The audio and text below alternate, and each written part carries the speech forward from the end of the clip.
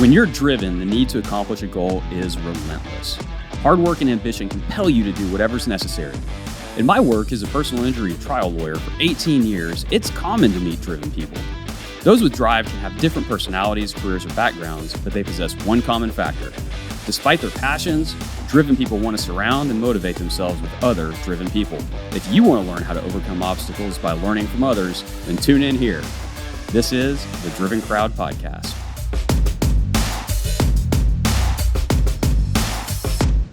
Thank you for tuning into episode 17 of the Driven Crowd Podcast, fueled by Snelling's Law. I'm your host, Scott Snellings. Our guest today is a friend of mine. I've known him from serving on the Collin County Bar Board, among other places. He has a thriving practice as a partner at Scheef Stone. Before that, he attended the Harvard University. You have to say it like that. It's the rules. You have to. For undergrad, and then he headed over to Longhorn Country and attended the University of Texas at Austin for law school. His main emphasis is on cases involving securities fraud, but his resume is stacked with experience working with clients in a variety of industries from all over the U.S. within many different areas of the law. Mitch Little, welcome to the Driven Crowd Podcast. Thank you so much. I'm so glad to be here. All right. Well, you're our first Harvard guest. And so we're going to talk about that a little bit. Hopefully it gets really crowded. All right, let's start at the beginning. Tell us where and how you grew up, and we'll go from there. Good. So Scott, I grew up in Houston, Texas. I grew up in Houston. I'm an only child. I didn't have any lawyers in my family when I grew up. We have that in common. Both. Really? I'm an only child as well. I think that's, did you have lawyers in your family? No. Okay. I think it's kind of rare. I think most people kind of catch it from somebody in their family. I didn't. From the time I was 8 years old, I told my parents I wanted to be a lawyer and then I wanted to go to Harvard. And they were like, how do you even know what that is? And how did you know what that was? I honestly don't know. I can't remember. I knew from the time I was 8 years old, that's where I wanted to go. And I went to a small Christian school in Houston called Second Baptist School. And I went there kindergarten through 12th grade and just kind of set my sights on it and knew that's where I was supposed to be. Interesting. All right, so 8 years old, you know that you're going to Harvard on the complete other side of the country. Had you heard about it from anywhere, or did you just want to go to one of the nation's best schools and set your heart there? I think I must have heard about it somewhere. I can't remember where I heard about it, but it was just like, that's the best. So I wanted to go there and decided that was the place that I needed to be. I remember, so when I was around 8 years old, there was a movie about this young trial lawyer called From the Hip. Have you ever heard of this movie? No, I haven't. I don't think anybody's ever heard of it. I may have been like one of 10 people to watch the movie, but Judd Nelson was the star of this movie and a bunch of other character actors that you would maybe recognize, but you wouldn't know their names. And it was from that point forward, I knew I wanted to be a lawyer. So there's this picture that I have in second grade. I had an assignment. You're supposed to cut out a picture of your face and paste it on construction paper and then draw around your face what you want to be when you grew up. All right. And so I drew a lawyer. And it's funny because I was carrying a briefcase into court in this little picture, and it said defense lawyer / naval aviator. And I don't think that's a common combination, but my eyesight is not anywhere close to good enough to be a naval aviator. And so A Few Good Men was probably not out yet at that time. It wasn't, but Top Gun was. There you go. There's the naval aviator Yeah, part. I think that probably created a generation of naval aviators my age, probably. Absolutely. I know I saw Top Gun in the movie theater no less than 20 times. In the theater 20 times? In the theater. Like, it was at the Dollar Theater, and the Dollar Theater was super close to our house, and so I would go watch it day after day after day. That is bonkers. We had it on Betamax. I think I wore that tape out watching that at home. You remember Betamax? We had a Betamax. We had Betamax. We just guessed wrong. Yeah. We put too many chips in the Betamax pile. Absolutely. Yeah. Every time you go to Blockbuster, you'd have a ton of VHS and then just a couple of Betamax to choose from. You knew you were losing the war at that point, you know?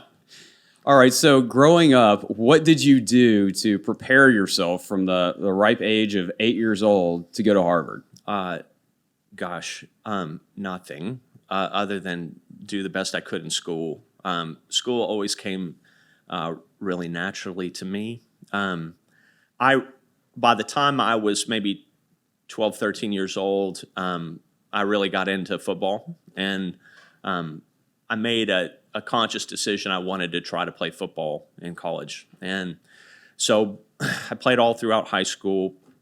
I got to the point where I was a senior, and I was being recruited by a few different schools. Harvard was one of the schools that was recruiting me, and that was the only place that I had applied to college. I applied early to Harvard, and found out I got in December, and I was getting calls from one of the coaches about coming to play football there.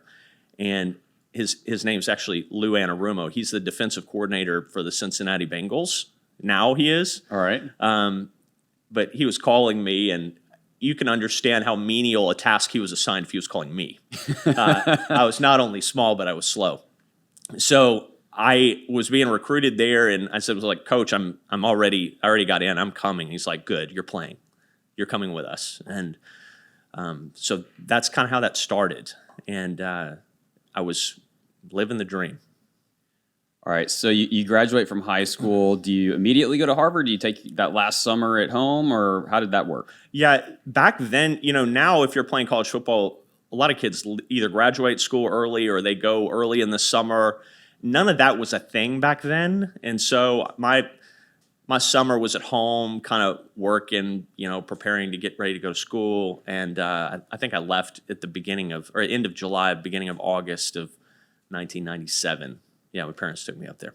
That was back in the day when we could grow up playing all the different sports. You didn't have to pick a sport and do it year round if you wanted to be the least bit competitive with all of your friends and everyone else out there. I wasn't good enough to play every sport, Scott. I wrestled, threw the shot put. I did some of that, but yeah, football was my thing. I would have loved to have been good enough to play every sport, but yes, you could have done that back then if you were good at all those things, which I was not. Yeah. There you go.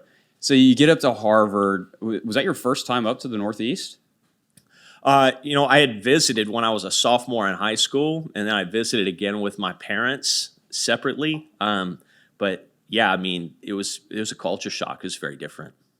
What was it like walking onto the campus for the very first time as a Harvard student? Bizarre. It's intimidating. It was funny because I was thinking about coming on your show this morning, literally right when I got up, and I was reminded of something that I hadn't remembered in 20 years. And so when I got on campus, there weren't any students there yet because football was there for preseason, and your football coach has a meeting with all the freshmen before you have a team meeting. And I remember in this freshman meeting, our football coach goes, it was almost the very first words he said to us. He goes, "None of you here are geniuses." And I know that just because I know the guys who are in that group, some of them were like, "Yeah, I am. You don't understand me yet." I was not like that, but I know that some of them were. He said, "None of you got a perfect SAT score. I know what all your SAT scores are." And so there was kind of this feeling of de-recruitment, yeah, we told you were a big deal when we were recruiting you, but no longer. You're not that big of a deal. I knew I was not a genius, but I did room with a genius. I had a freshman roommate from Long Island, New York, who he was the number 3 ranked math student in the United States. They had a test to rank them, basically. And the test was something like 10 questions long. If you got past question 3, then it was unusual, basically. That's how hard the test was. The number 1 math student in the entire country was 2 doors down from us in the dorm. But my roommate from Long Island, his name was Devesh Malik. He's now a professor of mathematics at MIT. And I just remember thinking, wow, this guy really is a genius. And I said, I said to myself, I bet he's not good at other things. He's not, if we took history or English or whatever, he probably wouldn't do as well. Just trying to protect that ego. Yeah, exactly. I'm sheltering myself from realizing that I'm not as smart as I once thought I was. But no, he was amazing at everything. He was Phi Beta Kappa. He could take whatever you were doing and be better at it than you instantly. That's how smart he was. He played football too? No. Okay. All right. No, he did not play football. So you had that on him. Yeah. Yes, that's true. That's true. He did. He had a mountain, like a small mountain of dirty socks in his room under under his desk. So I did get to live with his idiosyncrasies, but he was a brilliant guy. Yeah. Wow. All right. So going to Harvard, I would imagine, would be intimidating enough, but then you throw on being a college athlete on top of that. How did you manage your time? Yeah, I think it was forced upon you. So, like, we had off-season workouts and weightlifting at 6 a.m. And so I think at one point I calculated, I'm like, I have been awake 50% longer than anybody else in the class who's not playing football. But yeah, it's constant demand. And so you have these external demands, be here at this time, finish this exam, turn in this paper. And so you're just trying to get on the treadmill and keep up. That's really it. Trying not to fail, basically. And do people fail out of Harvard? I don't know. I'm sure they do. Probably more for behavioral things than failing out. I don't think I knew anybody that failed out, quote unquote. I do remember I took a Spanish literature. I'm not a native speaker of Spanish, but I took a Spanish literature class that was all in Spanish, and all the exams were in Spanish. And I know I got a B-. I deserved a D. I believe I deserved a D. It was so hard. I assume you took this after taking Spanish 1, 2, 3, 4. Oh yeah, my Spanish was pretty good, but just imagine taking the hardest English literature class you've ever taken in another language. I mean, it was tough. So yeah, I mean, the system is not designed to fail you. It's designed to bring you along, and you're just trying to keep up, meet the demands. And so what was your average class workload like while you were there? It just depends. And to be fair, I wasn't taking mathematics. I studied government, so I was doing political science, a lot of writing, a lot of reading. It is a liberal arts college, so you're taking other things, like I took astronomy. I mean, you take a variety of different courses, but the demands are so different course to course. It's just probably more writing than maybe some other schools. Yeah, okay. A lot of reading, a lot of writing. So you get through your 4 years. Did you play football all 4 years? I played football all 4 years. Wow. Yeah. So you graduate. What's it like walking across the stage, realizing that childhood dream of, hey, I wanted to go to Harvard, I did it, and I made it through? Would you believe there is no stage? There's no stage? No, you don't walk across any stage. So is there a ceremony? There is a ceremony. There's they have what's called class day the day before, which is where they have speakers, stuff like that. You have a graduation day speaker, but our class day speaker was Bono from U2. And complete with sunglasses? Yeah, and my whole family is there. So my dad's there, my grandmother's there. My mother had passed away a few months earlier. But my family is there, and the dude shows up literally 3 hours late. We were all sitting there for 3 hours waiting for him to show up. He's a rock star, man. 100% he was. He was sleeping. He was sleeping, right? So he spoke the day before, and then the next day, I want to say Conan O'Brien spoke on our graduation day, but you don't walk across the stage. At some point you get handed. I don't think I even got handed a diploma. Maybe a little tube. You throw your hat up in the air and all that. I was just, after 4 years of living in Boston, Massachusetts, I was ready to come home and come back to Texas. It's a bit, like you said, it's a culture shock. It's just very different. And I know you will have people from Massachusetts listening to this, probably who no longer live there anymore, but it's like the way that I explain it to people is the people who live in Massachusetts are the people who got off the Mayflower and it was 38 degrees and raining and they go, here's good. That's the type of people who are still living there. There are a lot of wonderful people who live in Massachusetts, but I wanted to get home to Texas as soon as possible. They just played the Winter Classic, the outside hockey tournament, or the outside hockey game in the NHL at Fenway Park yesterday. Yeah, and the place was packed. They also did the Harvard-Yale game there a few years ago at Fenway. I don't know why they keep playing other sports inside a baseball stadium, but people seem to like it, so they're going to keep doing it, I assume. It's nostalgic. It is. There's some nostalgic component to it, absolutely. I assume you caught a game or two at Fenway? I did. It's not... I just was. So I grew up an Astros fan because I grew up in Houston.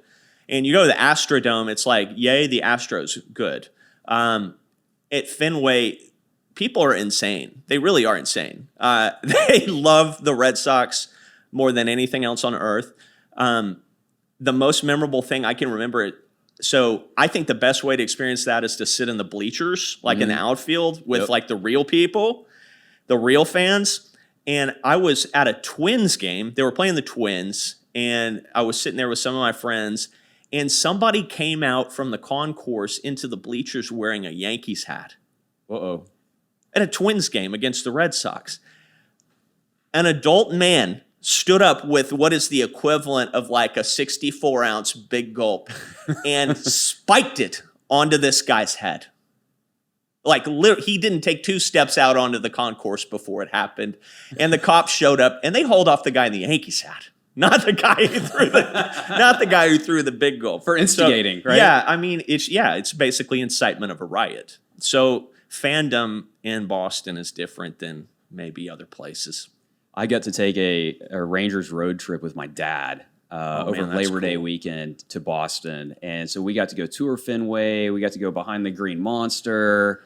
We got to see, and hear all of the history there. So cool. And it is such an odd stadium. I mean, there's parts of the stadium where you can't really get through shoulder to shoulder like 3 people. It's so narrow. It's bizarre. It was constructed in another time and place for another group of people. And I think a lot of things in Boston historically are like that. They're surreal like that. Yeah, absolutely. Tons of history. It's a great city to go visit. You got the right word. All right. So from Harvard, you come back to Texas. Do you immediately go to law school? Yeah, or I went straight to law school. Okay. I decided when I was a senior after my mother passed away, I was like, I was considering applying to different law schools. One of the places I thought about going was Stanford, and I even got a packet, and I started an application, and I just realized my heart wasn't in it. I'm like, I'm going to apply to Texas. If I don't get in, I'm going to join the Army. That was basically the decision that I had made, and so I did get in, and I started right away. So that's a pretty big, different career path right there. Would you have gone to the Army hoping to eventually end up as a JAG? No. Just artillery? Would have done something totally different. Okay. I don't know. You're in this kind of weird watershed in your life. I kind of explain that or tell people my mother was like my compass. We had a very close relationship, and so you're kind of left. When she passed away, I was like, okay, what now? And so it's like either I'm going to stay on the path that I had always been on, or I'm going to have to do something totally different. And those were your 2 options. Yeah. Texas law school. Yeah. Or I just waited. Army. Yeah. I was just waiting for an answer. Yeah. And how did that answer come to you? Yeah. I remember getting a letter. I'm trying to remember where it came. Like, did it come to the dorm or if it came to my house in Houston? I can't remember. There was also an odd left turn there when I was a senior. I was going through an interview process to join CIA out of Harvard, and at that point in time, so you got to remember this is like the fall of 2000. Okay. I went through the interview process, and they were on a hiring freeze at that point in time, and they were just like, "No, we don't need anybody else like you," and so. I go to law school, and then 9/11 happens literally days after I start law school. Yeah. Yeah. Well, we were in law school at the same time because I was in contracts class. Were you a first year? I was okay, a first year. I was I'd started the summer before. Okay, so we're on the same path, basically. Okay. Yeah. And to your point, talk about a surreal moment. Sitting in law school contracts class, and we had the internet back then. We're not that old. Yeah. But, on our laptops and in class, we didn't really have access to it. And you could just hear something going on outside in the hallways, so much so that our professor stopped and stuck his head out there to tell everybody to shut up. And he came back in and was like, there's something big going on. Yeah, I was on my way I was walking to civil procedure class. And at Texas, the facilities were still very old, but there was a common area with a 70-inch projection TV. Oh, yeah. And it was on the news, and everybody's huddled around. I'm like, what's going on? Yeah. Didn't take very long to figure out. Right. Okay, so you end up at UT. Do you have any idea what kind of lawyer you want to be? I always wanted to be a trial lawyer from the time I was a little kid. Yeah, Shoot from the hip. I did. Yeah. Yeah, I remember one time when I was a real little kid having a ton of people over at my house, and somebody broke something. It was like a vase or something. We had a trial to figure out who broke the vase. Was this your idea? I think it was. When I was a little kid. Yeah. I just remembered that now that we're talking about it. But yeah, I wanted to be a trial lawyer from the time I was a little kid. What was it that drew you to it? I don't know. Scott, I honestly don't know. I think that's just how God designed me. I can't remember anybody saying, "Hey, Mitch, you should do this," or encouraging that in me. I don't know. It's just something I always wanted to be. Like you. Like how did you know that you wanted to do that? I never did. Really? I wanted to be a doctor. No way. Yeah, and I went to Baylor in my first semester. I made all A's and a D. And the D was in biology, so that was over pretty quick. Oh gosh. And so yeah, no, I ended up. My dad met a guy out hunting, and they ended up striking up a conversation. And my dad was telling him about me, and he basically offered me a clerkship through my dad. And over the Really? summer, I was in college. That's amazing. And he was a PI attorney. Do you remember his name? Cass Casterline. Okay, that's cool. Yeah. That's really cool. And so I went to clerk for him, and I always thought lawyers basically sat in offices and read contracts, and maybe they went to court every once in a while. But I got to see what he really did, and I fell in love with it. I took the LSAT the next October, I think, whenever I went back to school. That was after my junior year, so this was going into my senior year. Oh man, so this was a late idea for you. Yeah, very late idea. Wow. Very late. Yeah, I was a psych major, and so I had no idea what I was going to do. Did you like law school? I didn't hate it. I hated law school. Yeah, but you didn't hate it, but you didn't like it either. Well, so I went to Baylor, and so they had practice court there. I enjoyed that. Oh yeah. We had some really good professors in certain areas, but law school to me was kind of something I just needed to get through. That's kind of how I felt about it. It's a thing to be done. I didn't enjoy it. I wanted to get it over with as soon as possible. I worked my way through law school. I clerked at a law firm all the way through when I was in Austin, and I took summer school both summers so that I could graduate. You were in a rush. Yeah, so that I could graduate early. And I highly recommend, if anybody is listening to this, you're thinking about going to law school, I highly recommend summer school law school, because you can focus on one topic intensely for a short amount of time. There's fewer people in the class, so you can ask more questions, a little bit slower pace. And not slower pace, but slower pace of life. And I really liked it. Have you ever had one of those dreams where you wake up and you miss the final?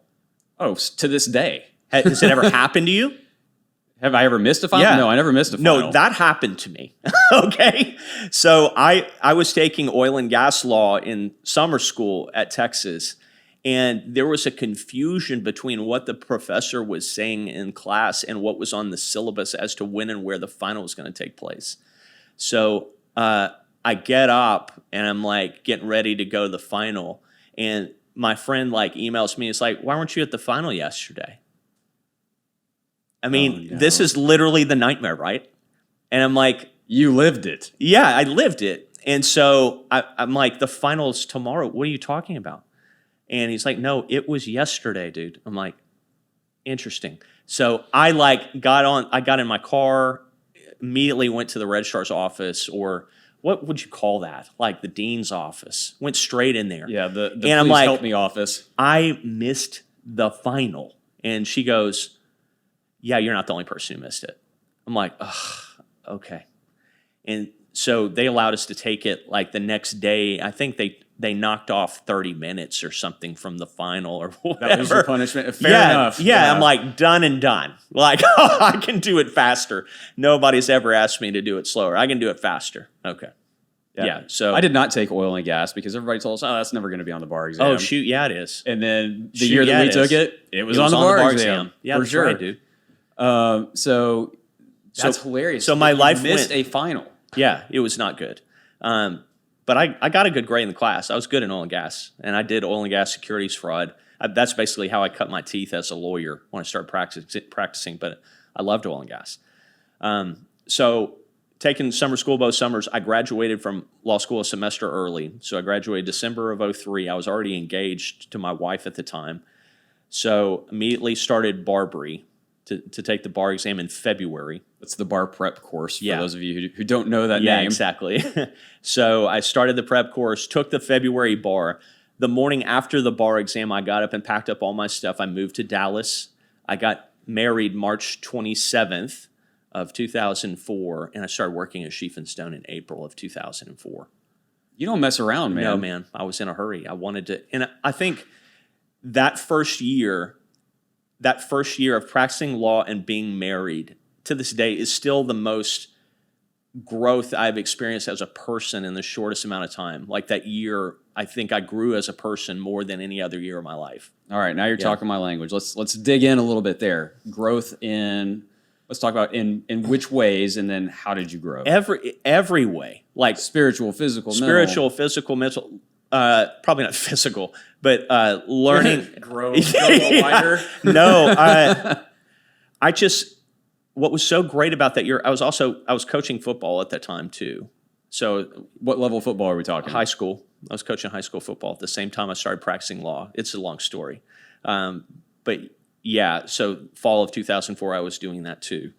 But learning how to live with another person, learning how to be married, how to make friends as couples, learning how to be a professional and work for other litigators who you report to, learning how to practice law. My wife and I were in a part of a church, part of a Bible study together. So it was like you're experiencing this intense growth in a really short amount of time as a person.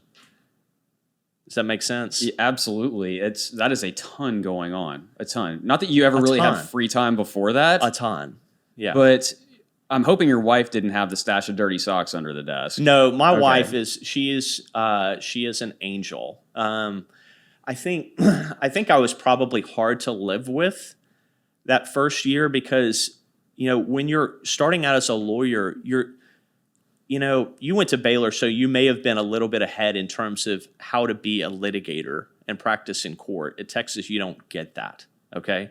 But I can remember nights when I went back to the office because I was obsessed with figuring something out as a first-year lawyer. And I think to some extent, to be successful as a young lawyer, you have to be obsessed with learning how to do the job because you don't learn it in law school. You started out as a defense lawyer, right? I did products liability. You were at Heartline, right? At Heartline, yes. Yeah. And I knew some other lawyers who were there who were my vintage too. Holly Lister. Yeah. Now Holly and Draper. I started at the same time. Yeah, that's what I thought. I thought that was right. So Holly was my mock trial partner at Texas. Real? Yeah. Okay. Absolutely. I did not know that connection. Yes. And so, Scott, there's an intensity when you start as a lawyer, you're learning to do the job. Absolutely. There's a huge learning curve. There is. To your point, it's unlike the medical field, right? We go to school for 3 years and then we come out and we get licensed and you have to figure a whole lot out. Whereas in the medical field, you graduate medical school and then you have your residency and then you have, if you're going to become a specialist, then schooling after that or learning on the job after that. Yeah. In law, you basically... You get your license and you can do anything. You shouldn't. Absolutely. but you can. and a lot of people still do things practicing 20 years they shouldn't be doing. Yeah, that's right. I remember the day that I got my card, right? My ability to practice law, the day I was licensed. Well, that was on a weekend, I think. But the next day in the office, I took a deposition. That's crazy to me. It was crazy to me, too. I remember my first one. Was it bad?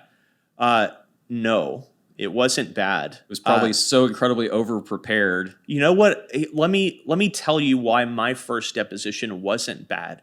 Because the first depositions I attended were in a large construction case, so I was working on it with my partner, John Scheef. And the other lawyers on the case, in large part, were brilliant. And I got to see how they did it. Jim McCown was at Jackson Walker at the time. Tony Scott Reed was at Strasburger. Martha Coleman was at Strasburger. I got to watch them do it right a lot of times before I had to do it. And so when I did my first one, I was over prepared and ready.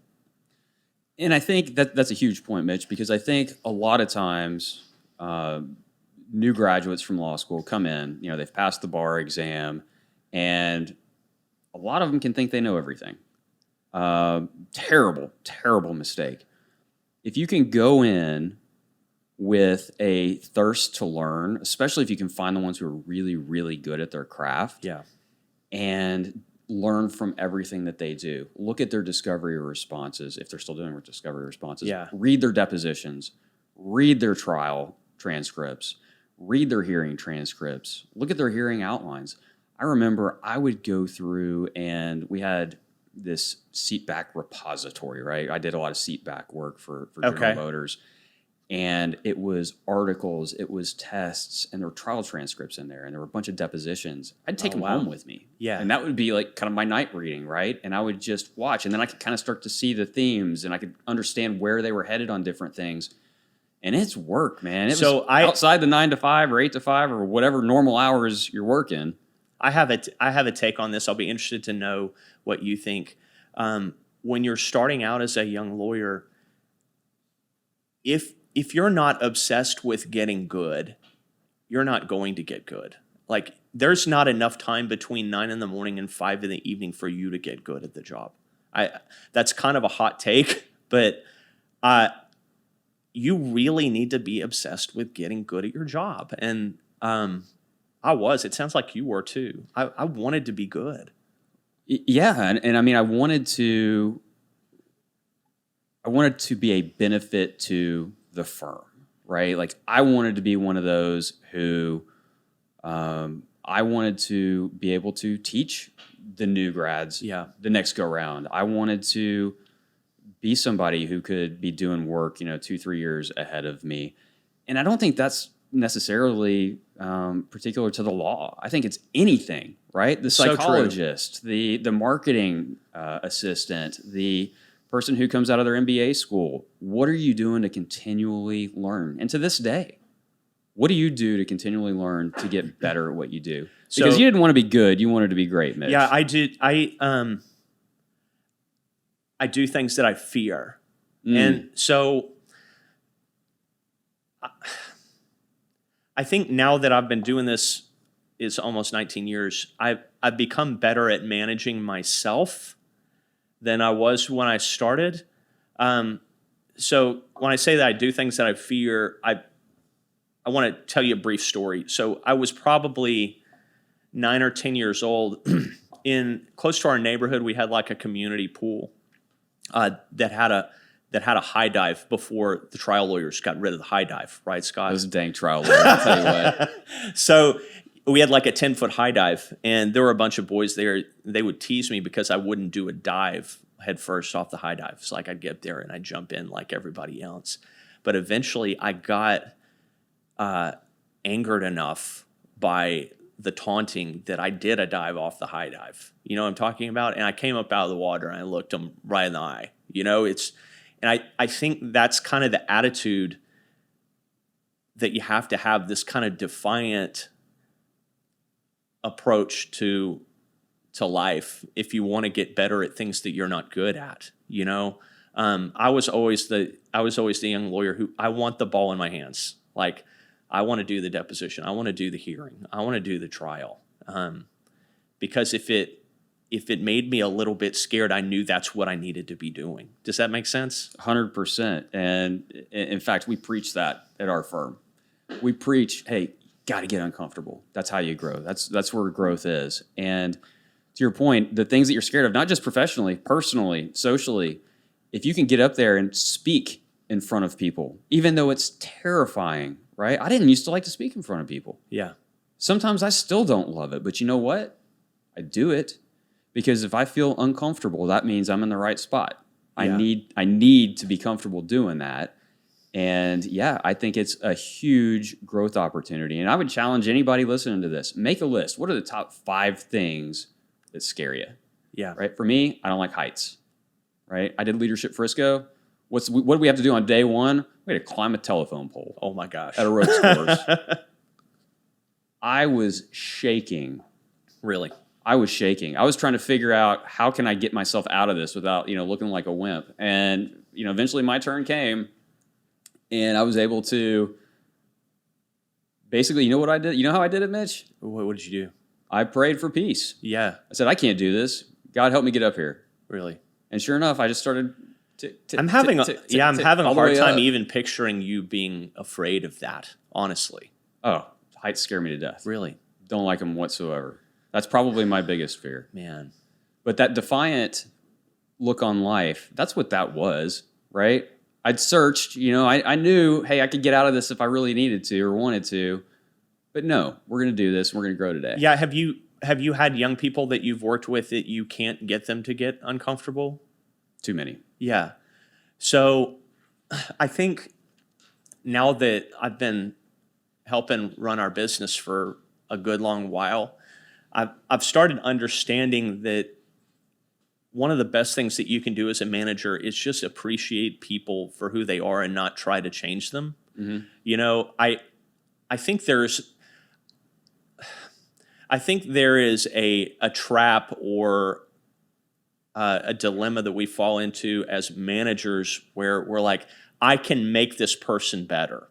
I can get them out of their comfort zone and make them be the right type of person with the right type of attitude. And I'll just say my experience is it very rarely works. We can encourage people. We can help people stretch, but people are not generally going to change under pressure. They're just not. Right. And I think I've changed the way that I talk to and manage younger lawyers, because if you're not the type of person who wants the ball down 1 point with 5 seconds left, if you don't want the ball on the inbound, like, I'm not going to make you that person. You can't do it. You can't change how people are. That doesn't mean that they're not good lawyers. It doesn't mean that they're not good workers or good people. It's just you're not going to change them. Does that make sense? Absolutely. Absolutely. What other lessons have you learned? Scheef Stone's a big firm. It's 2 offices. Well, more than that now. You guys are in Dallas. You're in Frisco. You have a Sherman office. Yeah, we've got an office in Marshall. So big firm. What other lessons have you learned in leadership? You say it's big, but so when I started, we had 20 lawyers. I worked in basically the equivalent of a closet. I worked in a converted closet when I was an associate. And the firm has kind of steadily grown, but we've kind of hit a plateau at 60 lawyers that I think is hard to push past. And I think I've drawn some conclusions about why it's hard to push past. We've really been able to maintain our culture from the time we were a handful of lawyers to now. And I think if you want to grow kind of past where we are now, it's very hard to maintain your culture. You have to make some sacrifices or choices that modify the firm's approach to business and the world and life in general. And I'm really, I won't say satisfied, but content with the size that we are now. It would be great to continue growing and maintain our culture. Yeah, of course it would. But I think it's hard.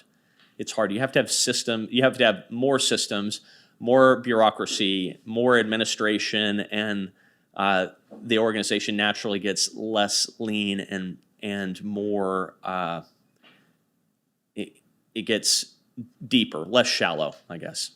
Did you feel that way when you hit 40 people or 50 people? Why 60? I think it's I think it's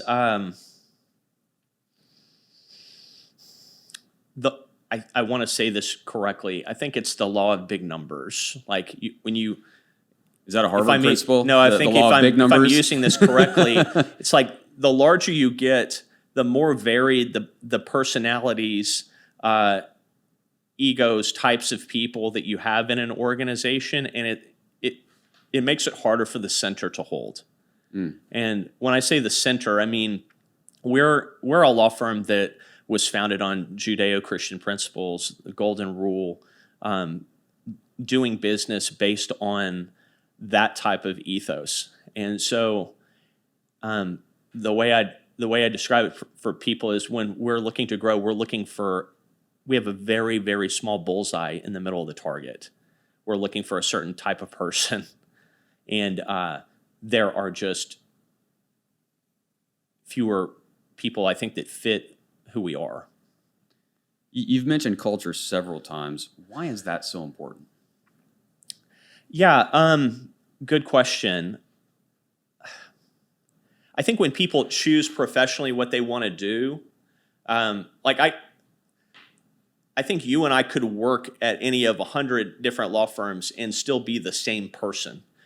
But there's a certain way of doing things as a lawyer that appeals to you and me. And the way of doing things is not possible at all 100 of those law firms. It's just not, because of the way the business is run, or the people who are running it, or their approach to practicing law, or the world in general. I think culture is important because it ensures that the people who are working at your business have a repeatable experience. They know they're going to be treated well. Your clients know they're going to be treated well and fairly. You know your partners are going to feel like they've been treated well and fairly. Your associates are going to have an opportunity to grow into the people they want to be. We have associates with varying dreams. Some of them want to be partners in law firms. Some of them want to be in-house counsel. Some of them want to be a judge someday. And it's not a one-size-fits-all approach. So in order to help people achieve the kind of life that they want to have, you have to have a cultural base at your law firm so that experience is repeatable. Because without the culture, there's really no difference between our law firm and any of 100 different firms. I think that's true. And so if you're a young Texas grad looking for your first job, and let's say you've done well enough to have your choice, right? You can go work for several different firms right out of law school. What would you encourage that grad to look at in terms of culture? So it's interesting. I think to borrow someone else's term, you have to begin with the end in mind. What do you want to do with your career? Do you want to own your own firm someday? Do you want to be a judge? Do you want to be general counsel of ExxonMobil or something along those lines? You have to, the place that you're starting as a lawyer should at least be part of a plan to get to where you want to go. And I don't want to say the culture is incidental. It's important, but you need to have some type of plan for where you're going. If you knew you wanted to be a personal injury trial lawyer, does it make a lot of sense to go and work at, your run-of-the-mill big civil law firm? Probably not. It probably doesn't. You need to learn the business. I think the business of being a personal injury lawyer is as important as knowing how to practice law. Absolutely. Yeah, because I've just seen kind of the tragedies and pitfalls. One of the guys in where I went to high school, a guy several years ahead of me was an extremely successful personal injury lawyer and ended up having an absolute meltdown to the point where he's no longer licensed. And I mean, that's a pretty big meltdown. It's a big meltdown. And so I think you have to go somewhere that you can learn to do the job well, one, and two, that is actually part of a plan to get to where you want to go in life. And not everybody knows that when they get out of law school, but I always encourage people to think that far out, think 10, 15, 20 years out, and then the answer kind of tends to reveal itself, I guess, a little bit. Absolutely. And I would even say that goes for younger lawyers or lawyers who've been practicing for 10 years. If you're sitting there and say you've been a partner at a firm for 2 or 3 years and you're just not happy, say you want to go try something different. All right, instead of just jumping ship and going and trying, figure out your plan. Where do you want to end up? What does the end game look like? And then work backwards. Yeah, I think one of the disservices that law schools do to law students is project this image that, getting to the top 10 or 15% of your law school class so you can work in a big law firm as a litigator, that's like the brass ring. And for a lot of people, one, that's not reality. Just do the math on it. Top 10 or 15%, that's not that many people in a law school class. What is everybody else going to do? Right. And in reality, because I know a lot of my classmates that went that path, this is the classic Tom Hardy Mad Max meme. That's bait. Don't Right. take that thing. Don't, just be lured by a large salary if it's not part of a larger life plan, I think people have to really understand themselves too and whether they fit with whatever that job is, Do you, from time to time we have associates who come over and they're just like, this is not for me. I'm glad that you know that. I'm glad you're not deciding that 2 or 3 years down the road. I want you to do what's best for you. I think that is one of the absolute huge advantages that Baylor has with their practice program is I saw kids who got into their third year and said, 100% I'm going to be a trial lawyer. They got into it and hated it or realized they weren't any good at it. And then there were people who just wanted to be transaction lawyers. They had to go through the same program. They got in there and they thrived. Yeah. And I can give you numerous names of people who had zero interest in being a trial lawyer and ended up doing just that or vice versa. Yeah. Do you still love your job? I do. Yeah, I still love my job. One of the things that I think is so cool about you and your practice is that you don't, at least to me, fit the mold of what I think of when somebody says personal injury trial lawyer. You just don't. And one of the reasons is that model of lawyer. Like sometimes people look at that lawyer and they go, that's not appealing. And you're so conscientious. Sometimes I've called you on Saturday or in the middle of the night on Thursday with a problem that somebody else is going through, saying, Scott, can you talk to them? What should they do? And immediate answer.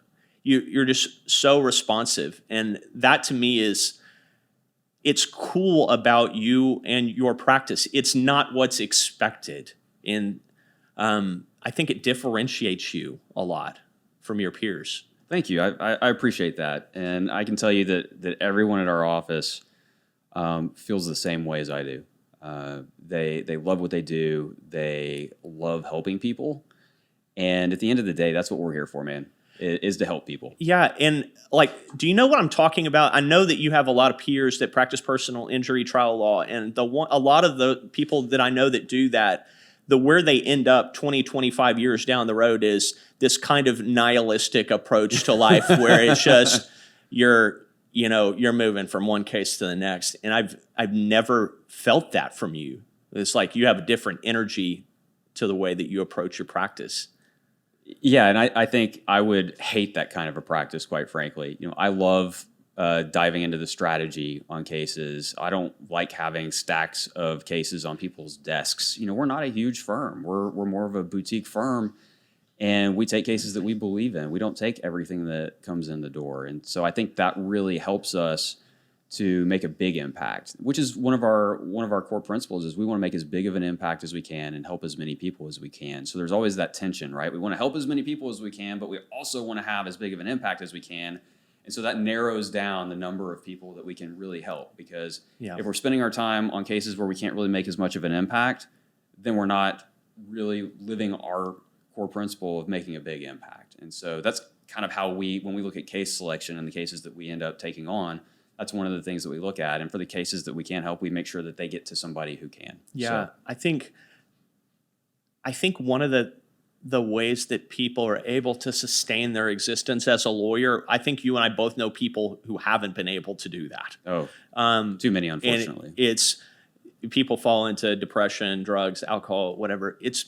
I think one of the main reasons that people end up there in kind of this despair is the lack of freedom. Feeling like you're trapped. I need to do this type of work to make this amount of money so I can keep my business afloat, et cetera.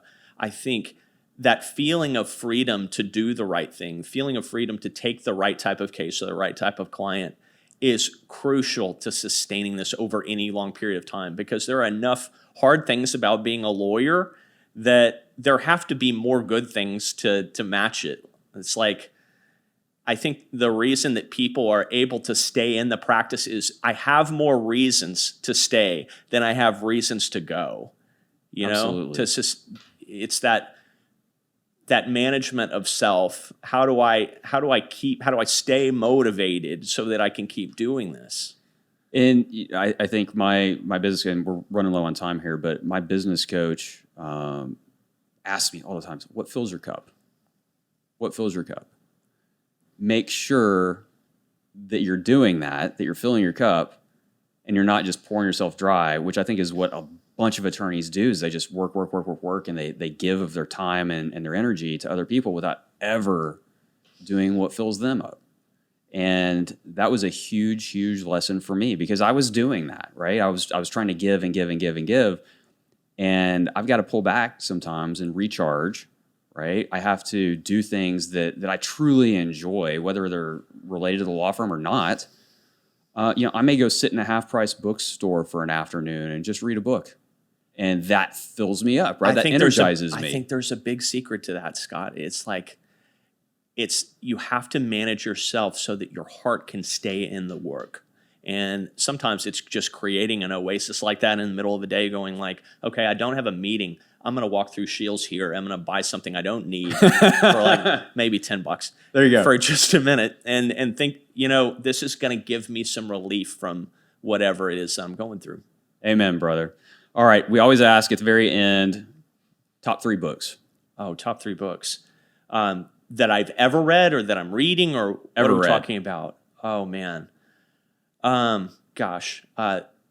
It seems very trite to say the Bible, but everybody needs to read the Bible at least once all the way through. It speaks for itself. One of the best books that I've read in the last 10, 15, 20 years is The Rise and Triumph of the Modern Self by Carl Trueman. Amazing author, amazing book. It explains kind of the cultural moment that we're in America and have been for the last 10, 20, 30 years. Fantastic book. And I don't know, list of great books. One of the best books I've ever read, Cormac McCarthy's Blood Meridian. Have you ever read Cormac McCarthy? I've never read that one, no. Great American Western author. All right. Yeah, fantastic fiction. McMurtry style, or? No, very intense. One of the darkest books I've ever read, but an amazing book. And right now I'm reading American Prometheus about Robert Oppenheimer and the group that built the atomic bomb. Fantastic book. So I gave you 4. There you go. It's a very Harvard-ish reading list right there. Yeah. Except the Bible, probably. Yeah, there you go. Mitch, thank you so much for being here. Had a blast, and we'll talk to you soon. My pleasure. Great to be here. Thank you, buddy. Bet.